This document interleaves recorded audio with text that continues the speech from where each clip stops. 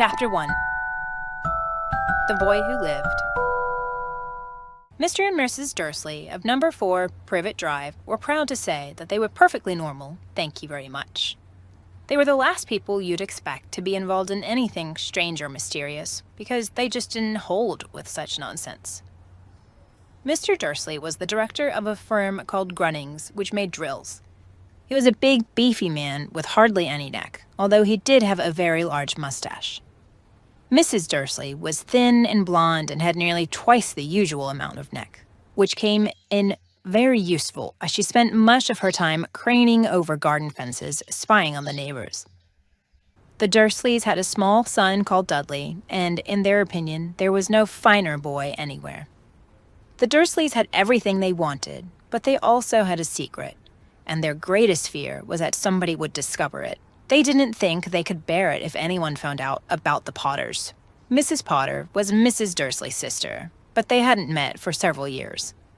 In fact, Mrs. Dursley pretended she didn't have a sister, because her sister and her good-for-nothing husband were as un-Dursleyish as it was possible to be. The Dursleys shuddered to think what the neighbors would say if the Potters arrived in the street. The Dursleys knew that the Potters had a small son too, but they had never even seen him. This boy was another good reason for keeping the Potters away. They didn't want Dudley mixing with a child like that. When Mr. and Mrs. Dursley woke up on the dull, gray Tuesday our story starts, there was nothing about the cloudy sky outside to suggest that strange and mysterious things would soon be happening all over the country.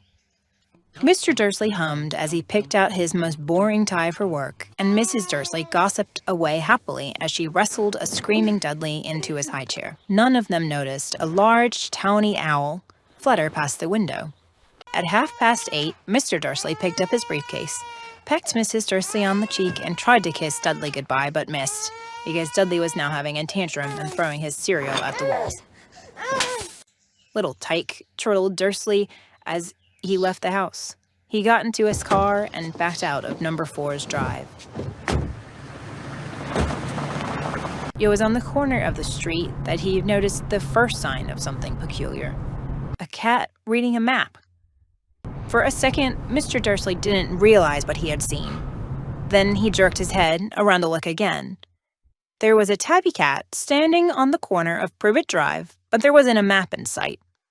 What could he have been thinking of? It must have been a trick of the light. Mr. Dursley blinked and stared at the cat. It stared back. As Mr. Dursley drove around the corner and up the road, he watched the cat in his mirror. It was now reading the sign that said Privet Drive. No, looking at the sign. Cats couldn't read maps or signs. Mr. Dursley gave himself a little shake and put the cat out of his mind. As he drove towards town, he thought of nothing except a large order of drills he was hoping to get that day. But on the edge of town, drills were driven out of his mind by something else. As he sat in the usual morning traffic jam, he couldn't help noticing that there seemed to be a lot of strangely dressed people about. People in cloaks. Mr. Dursley couldn't bear people who dressed in funny clothes. The get-ups you saw on young people. He supposed this was some stupid new fashion. He drummed his fingers on the steering wheel and his eyes fell on a huddle of these weirdos standing close by. They were whispering excitedly together. Mr. Dursley was enraged to see that a couple of them weren't young at all. Why, that man had to be older than he was, and he was wearing an emerald green cloak. The nerve of him! But then it struck Mr. Dursley that this was probably some silly stunt. These people were obviously collecting for something. Yes, that would be it. The traffic moved on, and a few minutes later, Mr. Dursley arrived in the Grunnings car park, his mind back on drills. Mr. Dursley always sat with his back to the window in his office on the 9th floor. If he hadn't, he might have found it harder to concentrate on drills that morning. He didn't see the owls swooping past in broad daylight, though people down in the street did. They pointed and gazed open-mouthed as owl after owl sped overhead. Most of them have never seen an owl even at nighttime. Mr. Dursley, however, had a perfectly normal, owl-free morning. He yelled at 5 different people, he made several important telephone calls, and shouted a bit more. He was in a very good mood until lunchtime, when he thought he'd stretch his legs and walk across the road to buy himself a bun from the baker's opposite. He'd forgotten all about the people in cloaks until he passed a group of them next to the baker's. He eyed them angrily as he passed. He didn't know why, but they made him uneasy. The lot were whispering excitedly too, and he couldn't see a single collecting tin. It was on his way back past them, clutching a large donut in a bag, that he caught a few words of what they were saying. "The Potters, that's right, that's what I heard. Yes, their son Harry." Mr. Dursley stopped dead. Fear flooded him. He looked back at the whisperers as if he wanted to say something to them, but thought better of it. He dashed back across the road, hurried up to his office, snapped at his secretary not to disturb him, seized his telephone, and had almost finished dialing his home number when he changed his mind. He put the receiver back down and stroked his mustache, thinking, no, he was being stupid. Potter wasn't such an unusual name. He was sure there were lots of people called Potter who had a son called Harry. Come to think of it, he wasn't even sure his nephew was called Harry. He never even seen the boy. Might have been Harvey or Harold. There was no point in worrying Mrs. Dursley. She always got so upset at any mention of her sister. He didn't blame her if he'd had a sister like that. But all the same, those people in cloaks. He found it a lot harder to concentrate on drills that afternoon, and when he left the building at 5 o'clock, he was still so worried that he walked straight into someone just outside the door. "Sorry," he grunted, as the tiny old man stumbled and almost fell. It was a few seconds before Mr. Dursley realized that the man was wearing a violet cloak. He didn't seem at all upset at being almost knocked to the ground. On the contrary, his face split into a wide smile and said in a squeaky voice that made passerby stare, "Don't be sorry, my dear sir, for nothing could upset me today. Rejoice, for you-know-who has gone at last. Even muggles like yourself should be celebrating this happy, happy day." And the old man hugged Mr. Dursley around the middle and walked off. Mr. Dursley stood rooted to the spot. He had been hugged by a complete stranger. He also thought he had been called a muggle, whatever that is. He was rattled. He hurried to his car and set off home, hoping he was imagining things, which he had never hoped before, because he didn't approve of imagination. As he pulled into the driveway of number 4, the first thing he saw, and it didn't improve his mood, was the tabby cat he had spotted that morning. It was now sitting on his garden wall. He was sure it was the same one. It had the same markings around its eyes. "Shoot!" said Mr. Dursley loudly. The cat didn't move. It just gave him a stern look. Was this normal cat behavior? Mr. Dursley wondered.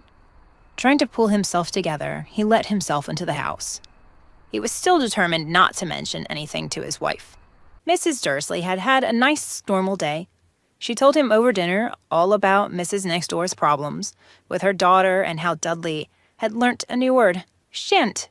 Mr. Dursley tried to act normally. When Dudley had been put to bed, he went to the living room in time to catch the last report of the evening news. And finally, birdwatchers everywhere had reported that the nation's owls had been behaving very unusually today.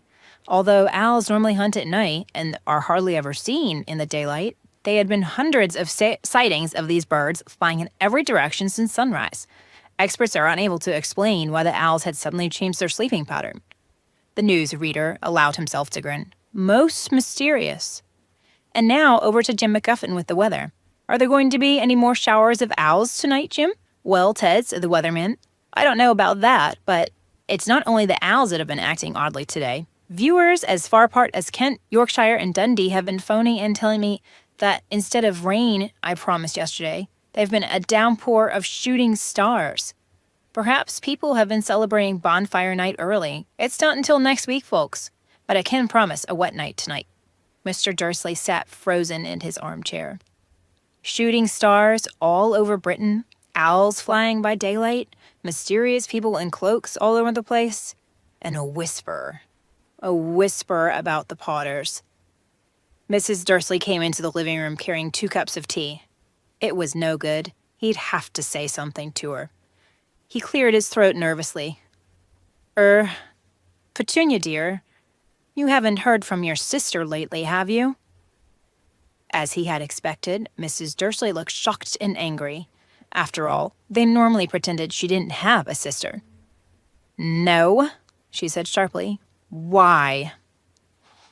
Funny stuff on the news, Mr. Dursley mumbled.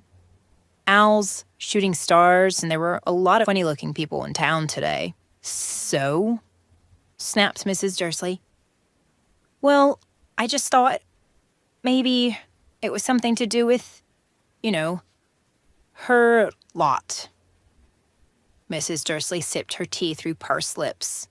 Mr. Dursley wondered whether he dared tell her he'd heard the name Potter. He decided he didn't dare. Instead, he said, as casually as he could, their son, he'd be about Dudley's age now, wouldn't he? I suppose so, said Mrs. Dursley stiffly. What's his name again? Howard, isn't it? Harry. Nasty common name, if you ask me. Oh, yes, said Mr. Dursley, his heart sinking horribly. Yes, I quite agree. He didn't say another word on the subject as they went upstairs to bed. While Mrs. Dursley was in the bathroom, Mr. Dursley crept to the bedroom window and peered down into the front garden. The cat was still there. It was staring down Privet Drive as though it was waiting for something.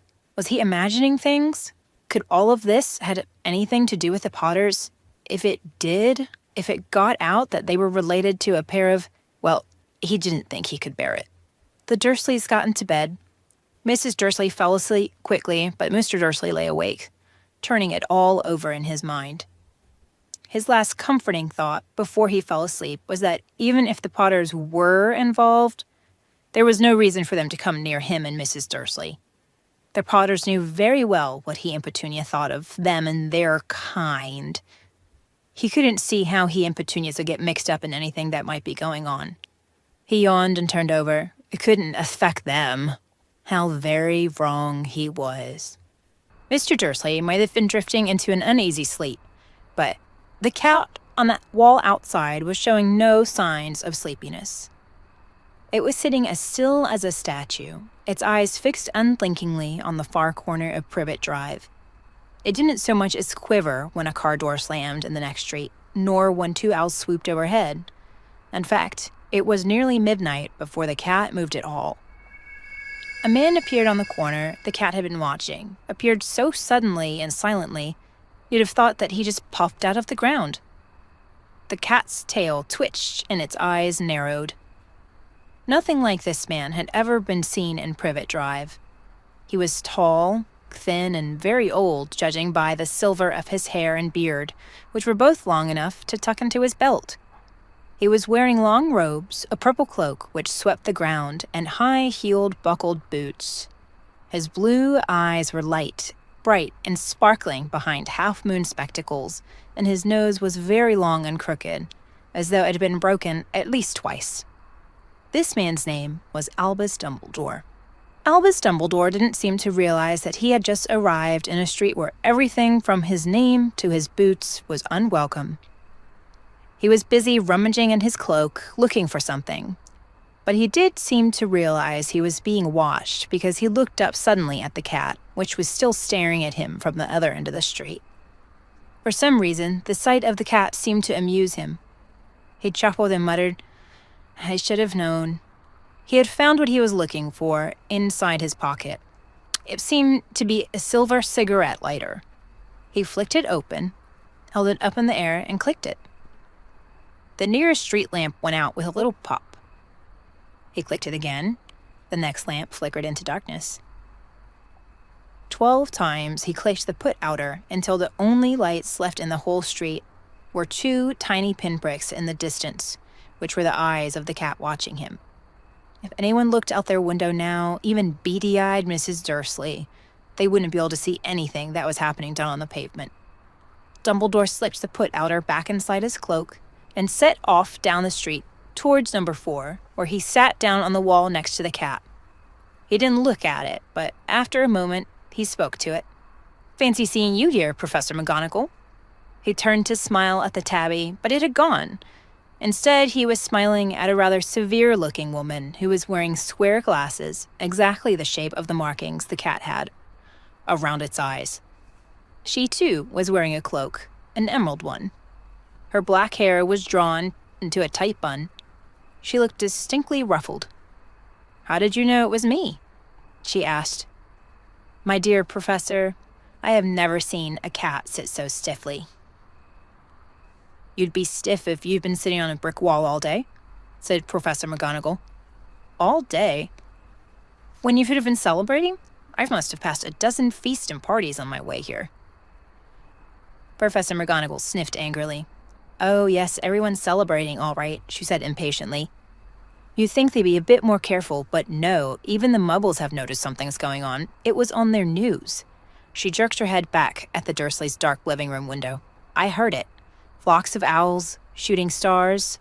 Well, they're not completely stupid. They were bound to notice something. Shooting stars down in Kent? I bet that was Delata's Diggle. He never had much sense. You can't blame them, said Dumbledore gently. We've had precious little to celebrate for 11 years. I know that, said Professor McGonagall irritably. But that's no reason to lose our heads. People are being downright careless, out on the streets in broad daylight, not even dressed in Muggle clothes, swapping rumors. She threw a sharp sideways glance at Dumbledore here, as though he was going to tell her something, but he didn't.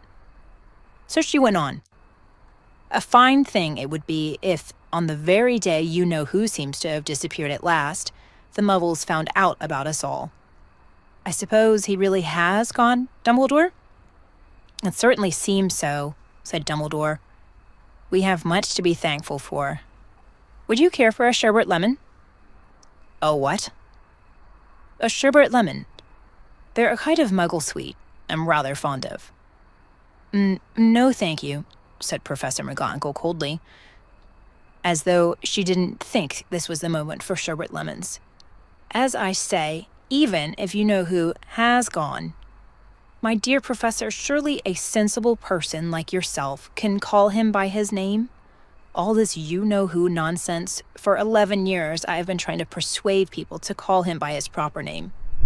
Voldemort.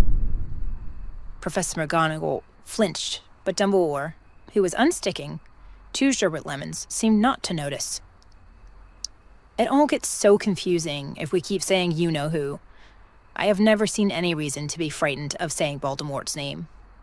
I know you haven't, said Professor McGonagall, sounding half exasperated, half admiring. But you're different. Everyone knows you're the only one you know— Oh, all right. Voldemort was frightened of. You flatter me, said Dumbledore calmly. Voldemort had powers I will never have. Only because you're too, well, noble to use them. It's lucky it's dark. I haven't blushed so much since Madame Pomfrey told me she likes my new earmuffs. Professor McGonagall shot a sharp look at Dumbledore and said, The owls are nothing to the rumors that are flying around. You know what everyone's saying? And why he's disappeared? About what finally stopped him? It seemed that Professor McGonagall had reached the point she was most anxious to discuss. The real reason she had been waiting on a cold, hard wall all day. For neither as a cat nor as a woman had she fixed Dumbledore with such a piercing stare as she did now. It was plain that whatever everyone was saying, she was not going to believe it until Dumbledore told her it was true. Dumbledore, however, was choosing another sherbet lemon and did not answer. What they're saying, she pressed on, is that last night Voldemort turned up in Godric's Hollow. He went to find the Potters. The rumor is that Lily and James Potter that they're dead. Dumbledore bowed his head. Professor McGonagall gasped. Lily and James? I can't believe it. I don't want to believe it. Oh, Albus. Dumbledore reached out and patted her on the shoulder. I know, he said heavily. Professor McGonagall's voice trembled as she went on. That's not all. They're saying he tried to kill the Potter's son Harry, but he couldn't. He couldn't kill that little boy.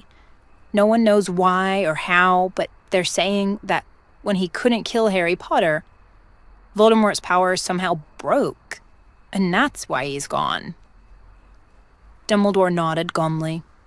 It's true? Faltered Professor McGonagall. After all he's done, all the people he's killed, he couldn't kill a little boy? It's just astounding. Of all things to stop him, but how in the name of heaven did Harry survive? We can only guess, said Dumbledore. We may never know. Professor McGonagall pulled out a lace handkerchief and dabbed at her eyes beneath her spectacles. Dumbledore gave a great sniff as he took his golden watch from his pocket and examined it. It was a very odd watch. It had 12 hands, but no numbers.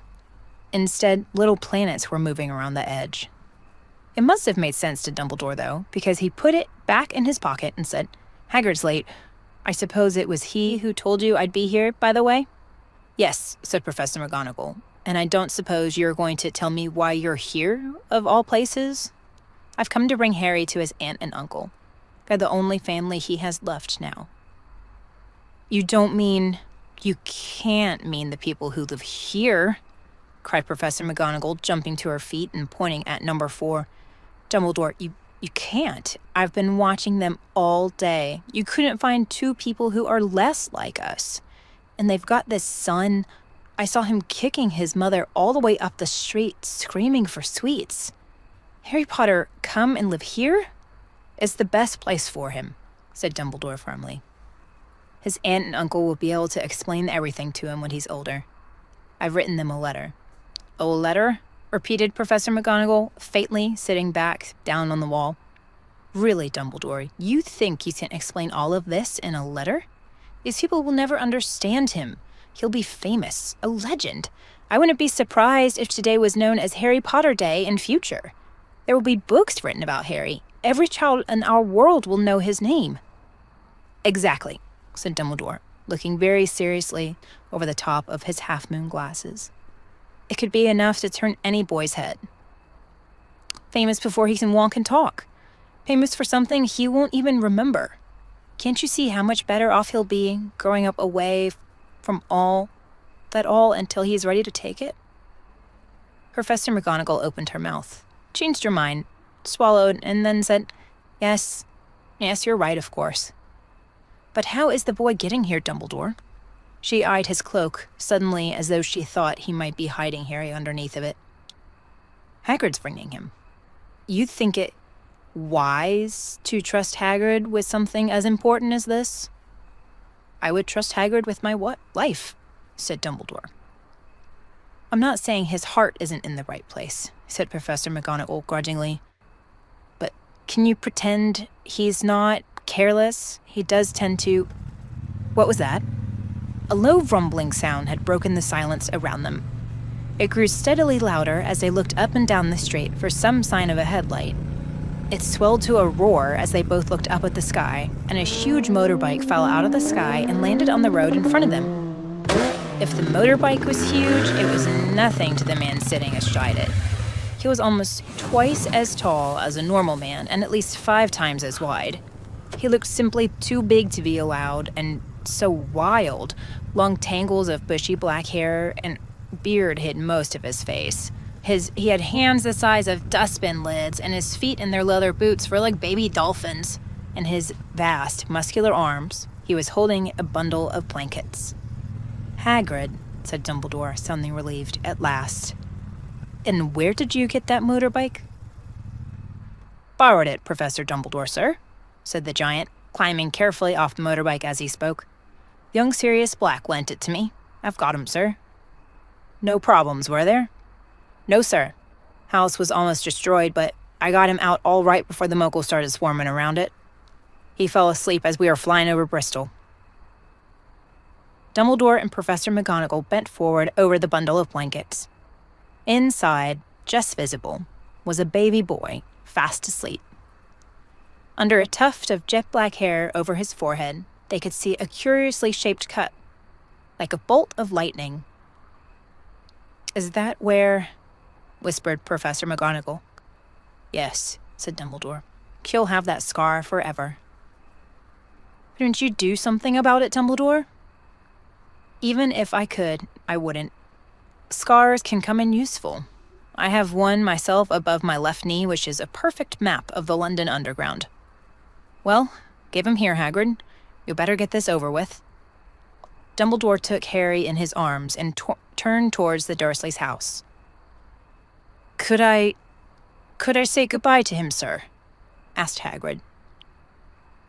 He bent his great, shaggy head over Harry and gave him what must have been a very scratchy, whiskery kiss. Then, suddenly, Hagrid let out a howl like a wounded dog. "Shh," hissed Professor McGonagall. "You'll wake the Muggles." "Sorry," sobbed Hagrid, taking out a large spotted handkerchief and burying his face in it. "But I can't stand it.